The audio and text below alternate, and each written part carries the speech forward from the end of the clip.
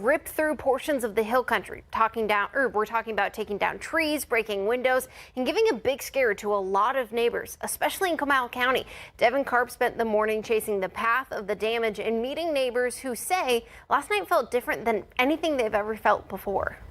And all of a sudden, it kind of felt like you see in the movies where everything swirled up into the sky. 2 trees came down, but it missed the house, just hit the yard, thankfully. I thought the roof was ripping off, and that's when my back door swung open. The morning sun made way for neighbors like these to step outside and see just how much damage was done from overnight storms. I've been through a bigger storm than this, but this one it's a trip. And I'm looking at the trees behind y'all where you could tell it probably touched down because it just ripped those trees like paper. Over at 281 and FM 306, a downed power line forced crews to close the road while they worked to repair it. And in the Indian Hills neighborhood not too far from that, some neighbors reported seeing a tornado touchdown. And I think it came through right here, and it hit this tree right here because we have multiple branches that are down, even on the other side. And there's 3 trees in the back that are down up against the fence. And even our fence over here is down. My grandson's shaking me because his sister's crying for mommy because they're away. These neighbors say their 200-year-old tree in the backyard has stood the test of time through storms, freezes, and fires. But this time, it crashed on their roof, leading to hours of work and a lot of dollars to fix the damage. So what are you guys going to try to do now? And get our chainsaws and our pole saws out and start cutting away and trying to get it off the roof. And we're definitely going to have to replace the roof. For now, people are driving around town, checking in on each other and wondering what's to come for later today and the future. We've gotten a few increment storms, but I think it's time to move. Devin Karp, KSAT 12 News. This week, we told you about an ongoing arson investigation that started at Pika Pika Plaza. Now, you can see this video right here that shows fire and smoke coming from near the building. The business owner, Rudy Lopez, told us he's seen many crime-related issues over the last few weeks. So we're headed back to the Southside to hear from business owners on what they've been experiencing. Our first stop is La Sorpresa on Pleasanton Road. I'm Madeline. I'm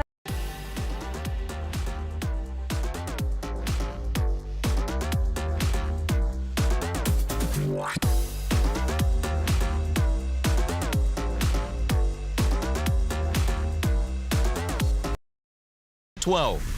Good Morning San Antonio starts right now. Good morning. It's 8 a.m. on your Sunday, November 2nd. Good morning, everyone. It is a beautiful morning. Yesterday was kind of active for some folks. Some folks, especially near Seguin, got a little bit of hail. I didn't get any of it. I could see the sky, though. It turned like that grayish brown color. There were many neighborhoods that got some rain, so we are going to have a look at those rainfall totals here in a bit. But first, I want to get you through your day. As we take a look at temperatures starting the day, we're already at 52. That's up from our morning low of 48. But it is chilly enough to where you might want the jacket for the next couple of hours. Otherwise, today's going to be a great day. Of course, a last day of Dia de los Muertos, and you can see that we are going to be looking at sunny skies, low humidity, 75 for the high. And hey, a lot of us got an extra hour's sleep last night. Just a reminder, though, that because of the time change, the sun sets before 6 p.m. tonight.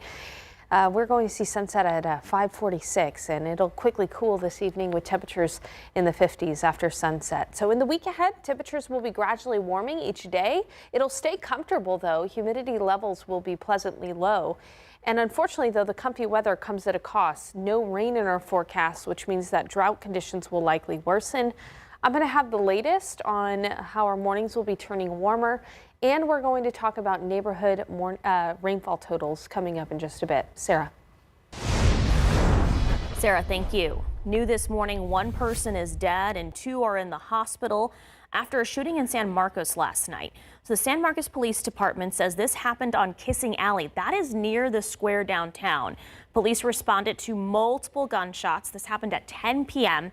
and they're now looking for 2 suspects who they said left downtown in a silver or gray Audi. Just take a look at your screen. That is the photo that they are really owning in on this morning, looking for that suspect vehicle that you see on your screen. Again, a silver or gray Audi. San Marcos police asked all bars in that area to close around 1:30 in the morning. And we're going to continue to update you on this story as soon as we learn more. Well, this morning, San Antonio comedian Gabriel Fluffy Iglesias is hosting a food drive with all the donations going to the San Antonio Food Bank amid the government shutdown, amid people losing those SNAP benefits. So our Devin Karp is live at the Laugh Out Loud Comedy Club where, Devin, we're hearing that people have been in line since midnight to try to get in. Sarah, I have you beat by midnight. I've heard from one gentleman that he got here at 9:45, started camping out before the comedy clubs even closed up on a Saturday. Afterwards, he went to watch the World Series and came right back. Here is the front of the Laugh Out Loud Comedy Club. Some of these people have been standing in line overnight here since midnight, getting ready to go. And I'd show you guys the whole build line if I could. But here's the thing, guys. That stretches around the building. And unfortunately, we don't really have time for all of that on live television here. But I'm going to take you down this, all right? So here's how some of the rules work. You got to show up with 5 cans of food for 1 admission. That's going to be a wristband that they put around you, and then you're going to be good to get in. The show is going to kick off later at 3 o'clock today. You have to be here in line with your can donations if you want to get a ticket. But I'm going to talk to some of these guys who are dedicated. Good morning, guys. How's it going? You good? Doing good. How are you? Good morning. How are you? Good morning. Good. Good morning. Okay, all right. When'd you guys get in? We got here at 4 in the morning. 4 in the morning? 4:30. 4:30. What about you guys? 3:45. 3:45. You guys seem pretty dedicated. You guys excited? Yes, sir. Very good cause. All right, where are the cans at? Show me the cans. All right, we're getting them. We're getting them. Look at that. Oh, you guys are prepared. Oh, you got a lot. Check it out.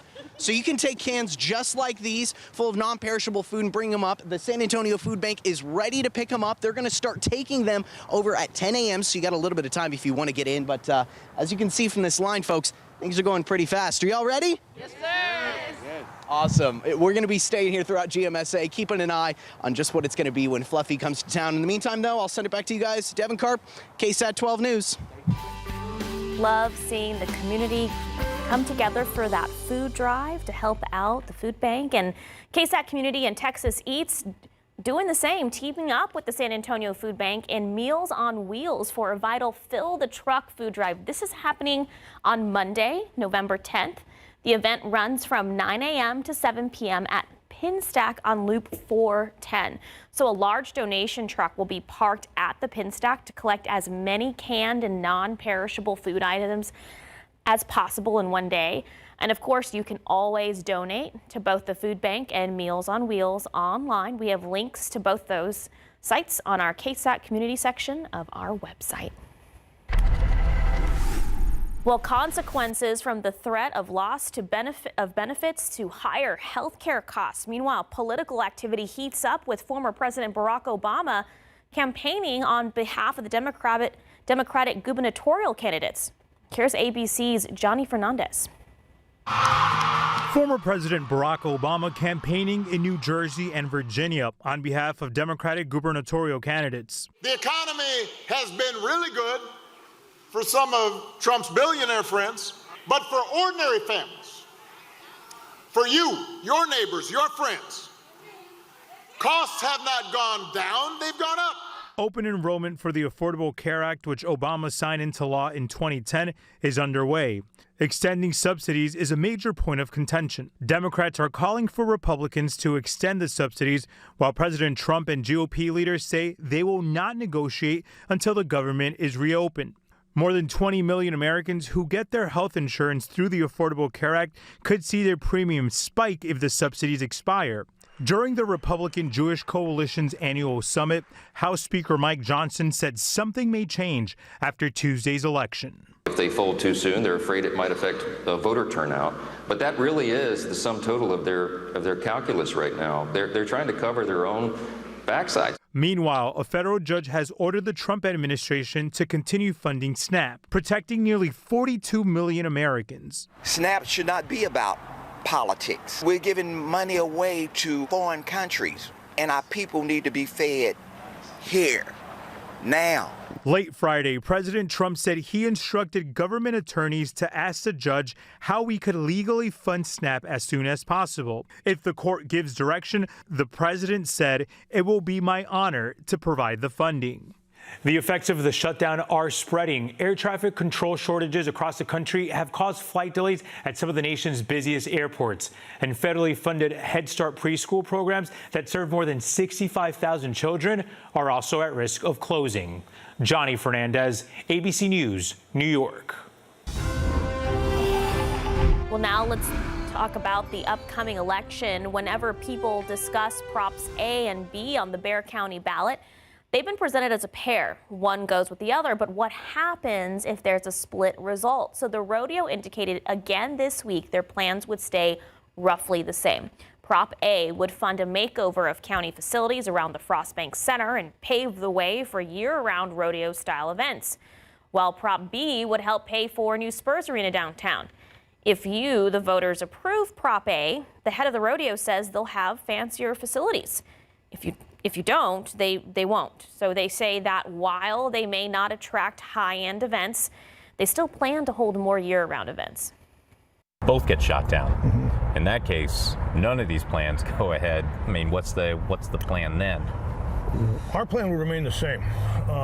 Again, Which is year-round? I can't speak on behalf of the Spurs, right? Okay, right. But I would say I think it's pretty safe to say that they're not staying there. They publicly stated that. So we would begin planning on the year-round operations on our end on that lower level without the nicer facilities.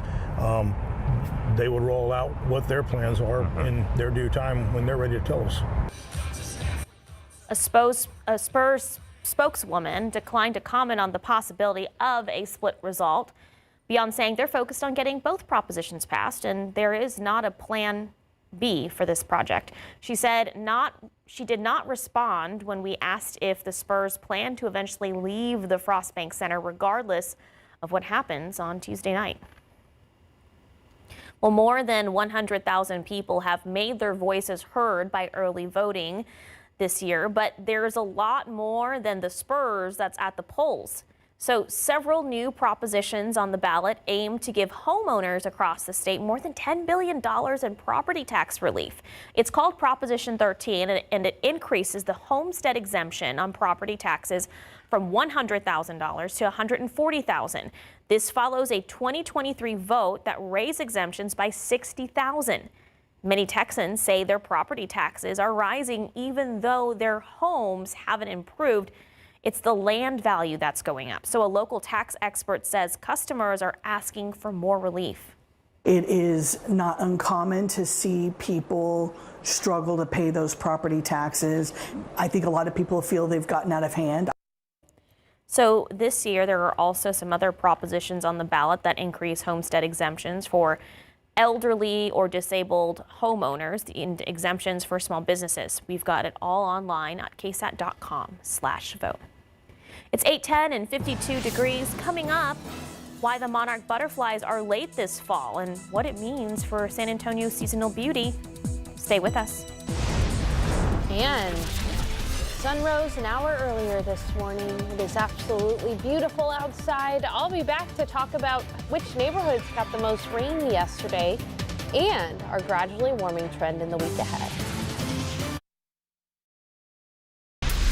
Okay, the signs of fall are all around us, but we really haven't seen a lot of the monarch butterflies, at least not yet. So we went to the San Antonio Zoo to find out why, and it turns out the butterflies are making a late arrival into San Antonio. So an invertebrate specialist at the zoo says we typically see them in late September into October, but she says the weather has delayed their usual timetable to travel south to Mexico, where they will spend the winter.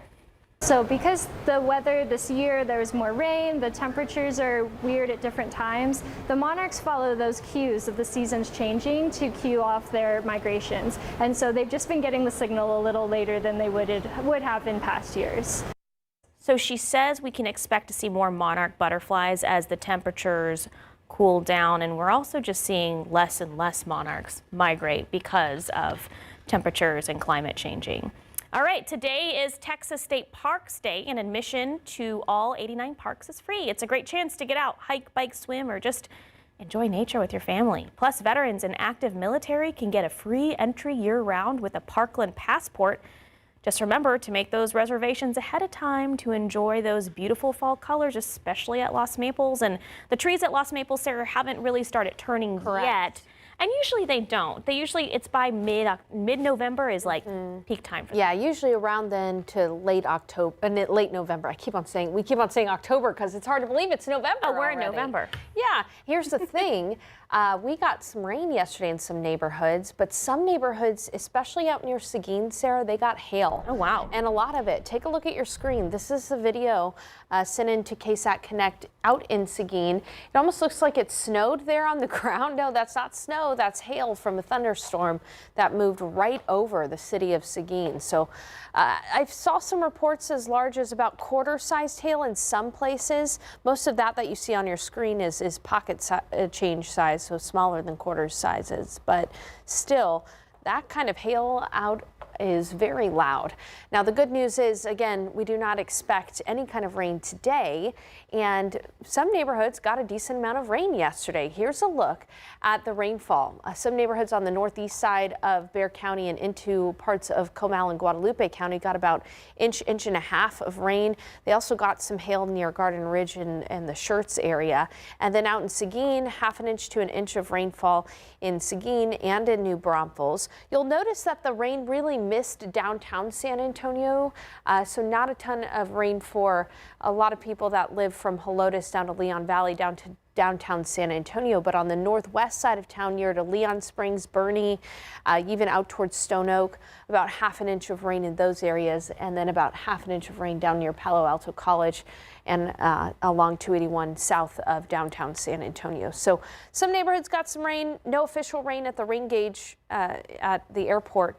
So again, yesterday will go down as no rain for San Antonio. Interesting, isn't it?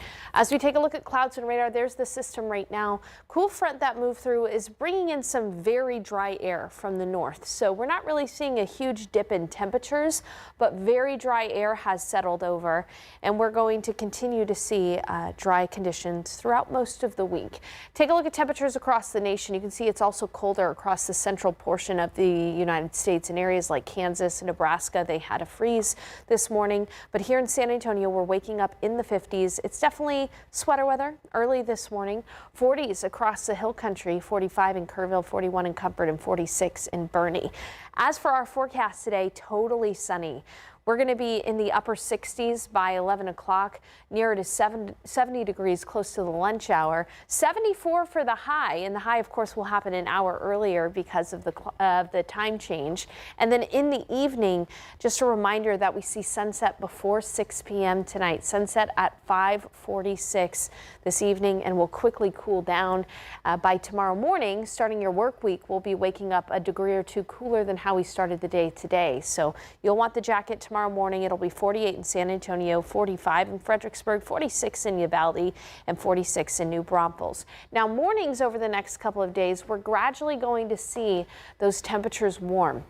So you'll want the jacket to start the day on Monday and Tuesday, but by Thursday, Friday, our morning lows are going to be closer to 60 degrees. So you don't necessarily need the jacket by the end of the week. That being said, the weather's still going to be pleasant with low humidity, but take a look at this. We're going to be staying dry for the next several days. In the next 7 days, no rain, not only for San Antonio, but for all of Texas and up into the Central Plains. Really, the rain this week will be limited to areas in the eastern half of the United States. So we are going to be staying dry. It'll be chilly in the morning tomorrow, 76 for the high tomorrow, and then gradually warming. By Wednesday, I do think we're going to have to deal with some morning fog. Notice that those mornings get closer to 60 degrees, and then highs will be in the 80s. That is warmer than average, but just slightly so. So again, pretty pleasant weather for us for the first full week of November. Hey, coming up, I'm going to have more pictures and videos of the rain and the hail that happened in some places yesterday. All right. Thank you, Sarah. 8:19, 52 degrees. We'll be right back.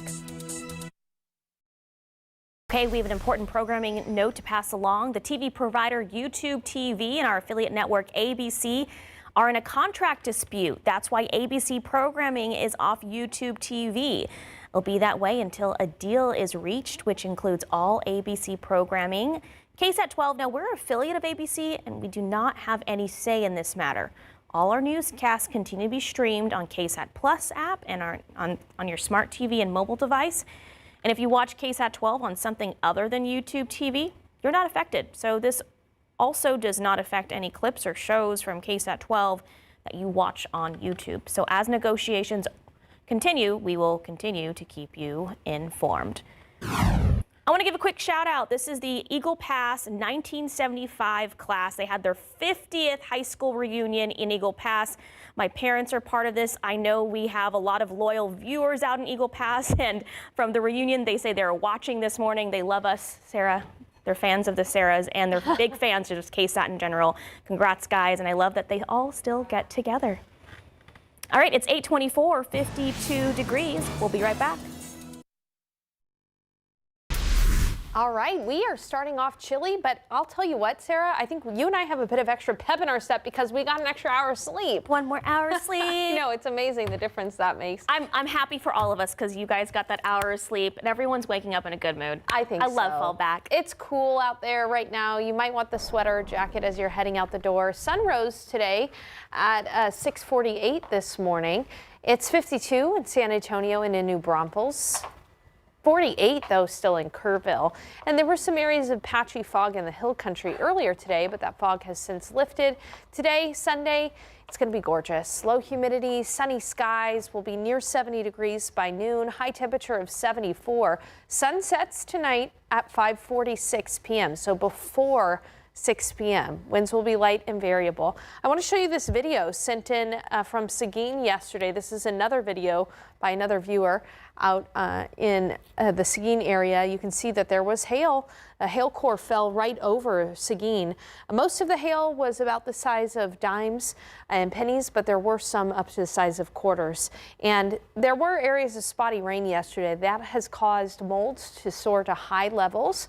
Fall elm is low, but molds are the reason for your sneezing. Coming up, we're going to take a look at some more pictures and videos, a look at neighborhood rainfall totals, and a gradual warm up in the week ahead. Sarah.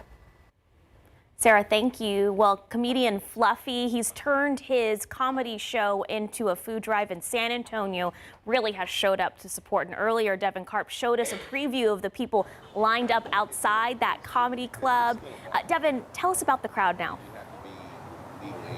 Okay, they are excited, or about as excited as you can be for pretty early in the morning. It's much cooler in the shade here than it is in the sun. Check out some of the line over here. This is the front of the line. You see people with their chairs, their blankets. This is a marathon, not a sprint, folks. They have been here some as early as 10 p.m. the night before Saturday showing up here. You can see we've got the red food bank donation bins ready to go. Something tells me, though, they're going to have to bring out multiple. Okay, I want to introduce you to one gentleman I met in line. Hey, what's up, man? How you doing?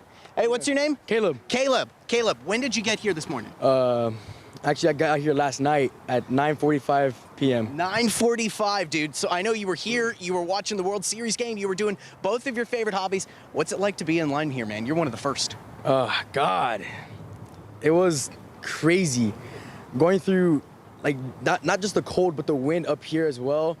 Having it at your back, just, I don't even know how to explain it to you. It's crazy. That's awesome, man. You ever seen Fluffy before? No, sir. I've seen all his shows, like his specials on Netflix and everything, but that's about it. Hey, it's a good first time to see him, right? Yes, sir. Yes, sir. Did you think there was going to be nearly as many people behind you? Because, I mean, they keep going. At like 2 in the morning, I started seeing more people come out.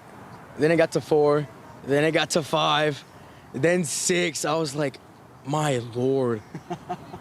Like more and more cars showing up, and as you can see in the parking lot, it is filled to the brim. Packed, right?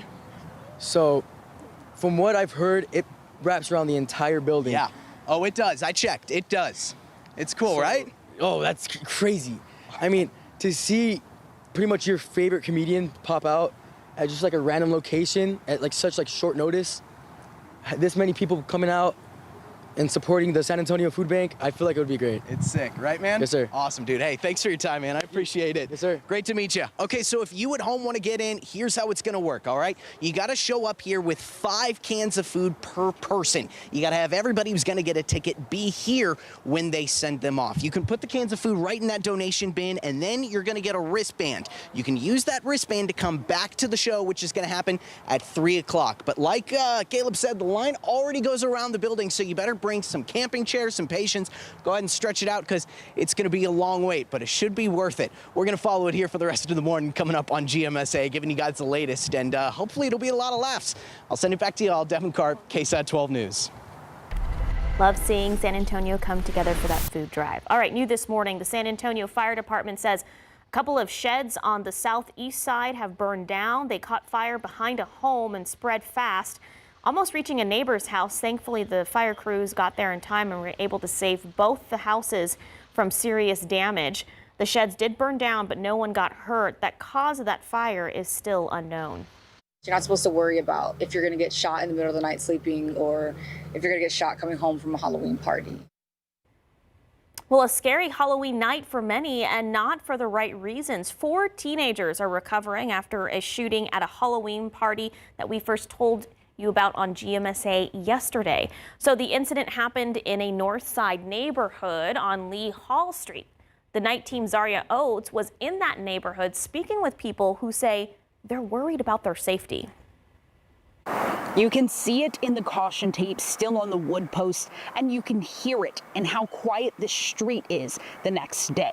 You can also see it in the empty alcohol cans that line the block of this neighborhood. A Halloween party gone wrong. We just saw a bunch of kids coming from all over, going in. A Halloween party on Lee Hall ended with 4 people in the hospital. A 17-year-old girl, 2 16-year-old boys, and an 18-year-old. So I went door to door to door, trying to figure out how this all happened and how often things like this happen in this neighborhood. Just like my dad, he had heard the gunshots, and then he had saw all the cops coming in, and he had just gotten home. And if he were outside, I don't know if that would have been a different story or not. I was kind of shocked to hear because stuff like that doesn't happen on this street. My question is, where's the parents at? I spoke with the homeowner of the house the party started at. He didn't want to be on camera, but told me kids started fighting outside, and then things got out of control, which led to the shooting. The homeowner told me he doesn't know who had the gun or exactly why things became violent. I just think it's more on a gun control thing. It's how it's so easily accessible for teens to just get guns. SAPD also says there is no suspect in custody yet. I really think it's ridiculous. I think that there needs to be more surveillance in this area. Another neighbor told me off camera they had already called SAPD to ask for more patrol in the area. The neighbor says they do see more patrol than before, but they want the city to do more to protect their neighborhood. I emailed their city council representative after the interview. They're a part of District 1, which is Councilwoman Suk Carr's district. We'll update once we hear back from her office. I'm Zaria Oates, KSAT 12 News. Zaria, thank you. Recovery efforts are far from over in the Hill Country, and we're getting a closer look at the renewed search in Ingram. So it's been nearly 4 months since the deadly July 4th floods. This new attempt at recovery brings heavy machinery to Ingram's lake bed. Now crews are there working in coordination with Kerr County. A spokesperson with the Texas Division of Emergency Management did confirm with us that this is a search operation for the 2 people that are still missing. Well, recovery and rebuilding after the historic Hill Country floods, that's the goal of a nonprofit in Centerpoint. And with their help, a man's home in the floodplain is standing on new heights. So I spoke with the homeowner whose home was raised so he can continue to rebuild it after it was destroyed by those July 4th floods. Let's do it. A new path forward for Mike Blackledge, whose Centerpoint home had the Guadalupe River rush through it the morning of July 4th. I've been here for quite a few years, and I've had the water high enough where I could kayak under my house, but I've never had it come through it. It's broke through the backside of the house and started coming through and just washed through the house. Mike was able to get out in time. But he lost everything. Furniture, clothing, appliances. I lost one of my cats. I lost virtually everything that wasn't 3 feet off the ground was ruined. He has not been able to get the permits to start the rebuild process until his property has been raised above the floodplain. But today, a new start. After a Centerpoint Foundation, Annie's Helping Hands raised over $17,000 for Mike's home to be elevated by another 3 feet. Are you excited? I am. I can tell. I'm a builder by trade, so this is real exciting for me. Mike has lived on the property for 30 years, and he has been eager to get back in, and even more eager to start the rebuild process. Annie's Helping Hands has made that possible. The foundation hopes to help more homes in Centerpoint do the same, as the nonprofit hopes to raise more money to continue to give back. For Mike, he says there's nothing like the community of Centerpoint, how everyone has come together to help heal and rebuild. I've had a tremendous amount, of community support.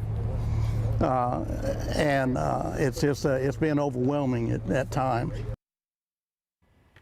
All right, it's 8:38, 52 degrees. Well, Secret Service and local police are teaming up to fight credit card skimmers, targeting stores and gas pumps. Learn how to protect your card from these hidden thieves. And a look outside, beautiful sunny day. Sun rose an hour earlier and it's going to set an hour earlier today. We're going to have lovely weather for any kind of outdoor activities. I'll have the latest on that and which neighborhoods got some good rain yesterday coming up. Good morning. We are just 2 days away from key elections in several states, elections that will give us a sense of how the country is feeling after 9 months of Donald Trump's second term and 33 days into what's soon to be the longest government shutdown in U.S. history. Our new poll offers an early take, and the mood among Americans is decidedly negative. We'll break down those results this morning, plus have interviews with Transportation Secretary Sean Duffy and Virginia Senator Tim Kaine on the shutdown's growing impact. All that, plus interviews with New Jersey's gubernatorial candidates and analysis from our roundtable coming up on This Week. The cost of living has gotten more expensive for people. A key inflation report released last week shows prices have risen at the fastest pace since the start of the year. Many consumers are feeling that financial squeeze at the grocery store.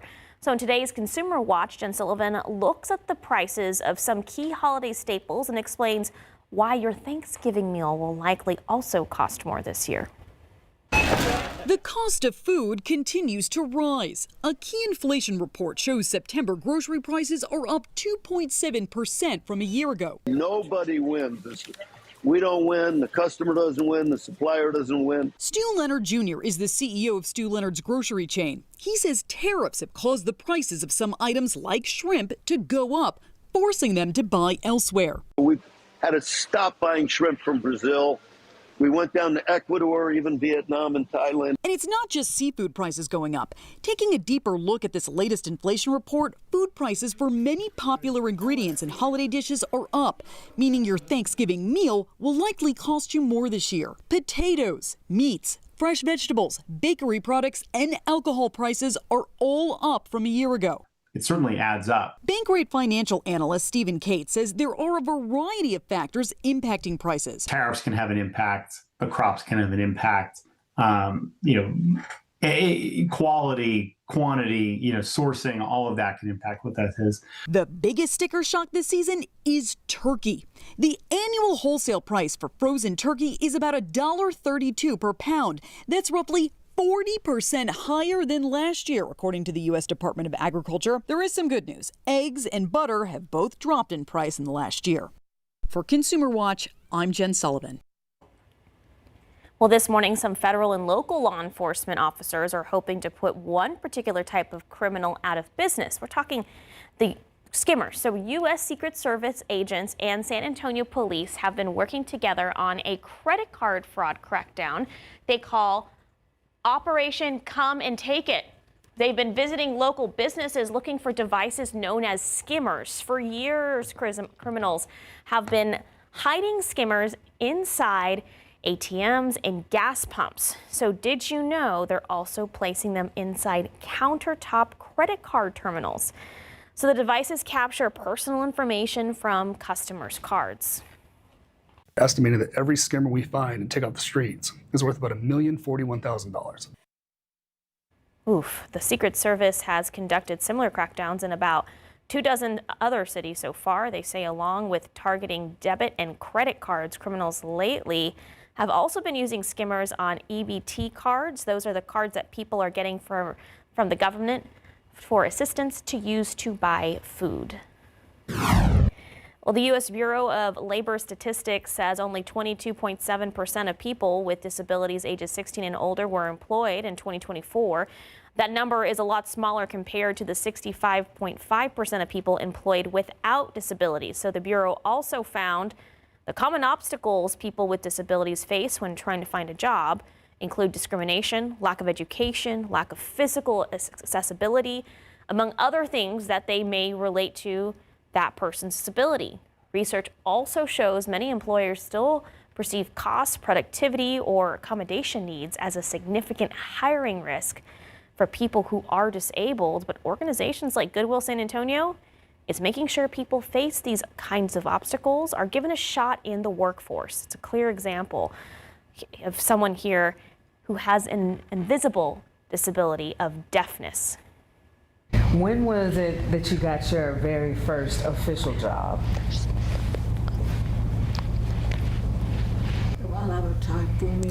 There's a lot of challenges that I experienced trying to fill out application after application and not getting any calls back. And when I saw that Goodwill had posted this job for a photographer, I didn't realize it at the time, but they don't have any problem hiring people with disabilities here at Goodwill. They're very open to it. So I went ahead and applied, and I got a call, and I was like, oh, okay. Of course, you can find more on her story and link to job opportunities through Goodwill on this article, just on KSAT.com. Search disability employment. Good to see that, Sarah. I love to see that story, you know, especially somebody who has hearing loss. I wear hearing aids. KSAT's a great employer. Thanks, KSAT. And we are going to be looking at a beautiful day in San Antonio today. But yesterday, we got some hail in some places. Here's a look at the hail that fell around San Antonio. This is the northeast part of the county, kind of hugging the Comal and Guadalupe County lines. Some hail fell into that pool there. Very small hail, but hail nonetheless, and that is loud. You definitely don't want that overhead for sure. And where the hail was more intense was up near Seguin. That's where they had about quarter-sized hail. By the way, if you just got a push notification about the pollen count, I just sent that out. Molds are high today, and this is the reason why. Some neighborhoods did receive some rain. Now, the rain kind of missed downtown San Antonio. It missed the airport, too, so no rain in the official rain gauge for San Antonio. But many neighborhoods, especially on the north side of Bexar County and out into Comal County, kind of closer to Anhalt, some of these areas, Fair Oaks Ranch, Scenic Oaks, Leon Springs, half an inch to an inch. Of course, this is where we saw some of the hail yesterday out near Seguin. In some of these neighborhoods, close to about an inch of rainfall there as well, and near New Berlin. And then on the south side of Bexar County, we got some decent rainfall, particularly through neighborhoods that are close to like Palo Alto College. That area got about half an inch of rain as well. But again, no official rain at the rain gauge at the airport. Here's where that front is right now, taking all of the rain with it. In its wake, we're seeing very dry air in place. And so today we're going to reach a high of 75. By tomorrow morning, it'll be 48, so chilly tomorrow morning. And notice in the week ahead, we are going to see a gradual warm up. Our mornings will not necessarily be chilly. By Thursday, you won't necessarily want the jacket in the morning hours. We'll be closer to 60 degrees, and our highs will get into the 80s too by Wednesday and Thursday. Here's the thing, it will still feel nice outside though, because humidity will stay pleasantly low. So the big headline for the week ahead is that temperatures will be gradually warming each day. The humidity levels will stay low, so it's going to be comfortable, but that comes at the cost of no rain, and so drought conditions are likely to worsen. We did see some improvement in the drought monitor after the rain about a week and a half ago, but we've still got extreme and severe drought around San Antonio and south central Texas. Unfortunately, as I mentioned, no major rain in our forecast over the next several days. Pretty much all of the rain this week will in the United States is going to be east of the Mississippi and up in the Pacific Northwest. All right, it's 52 degrees outside in San Antonio right now and 49 in Kerrville. We have been chilly the last couple of mornings, and you might be wondering, when is our first freeze? On average in San Antonio, that doesn't happen until the end of November, so we still statistically got a while. But in the hill country, we'll start to see the first freezes here probably within the rest of the month. The thing to keep in mind, though, is I don't anticipate any freezes this week. In your KSAT 12-hour forecast, totally sunny skies. By noon, we're going to be at 70 degrees, 74 for the high today, and then the sun is going to set before 6 o'clock tonight. Friendly reminder, with the time change, it will get darker earlier in the day. And then in the week ahead, gradual warming trend. I think we'll have some morning fog by Wednesday morning to deal with. Highs will be back into the 80s. No significant cold fronts in our future over the next 7 days. Perhaps next weekend we could see another cool front after Saturday, but that's still outside of our 2020 vision, Sarah. Hey, I'm happy we don't have any more 90s on that 7 day. Oh, absolutely. Me too. Oh, so good. Wear your sweater now. This is the time. That's why I'm wearing a sweater. Yeah, sweater weather. Thank you, Sarah. It's 8:51, 52 degrees. We'll be right back.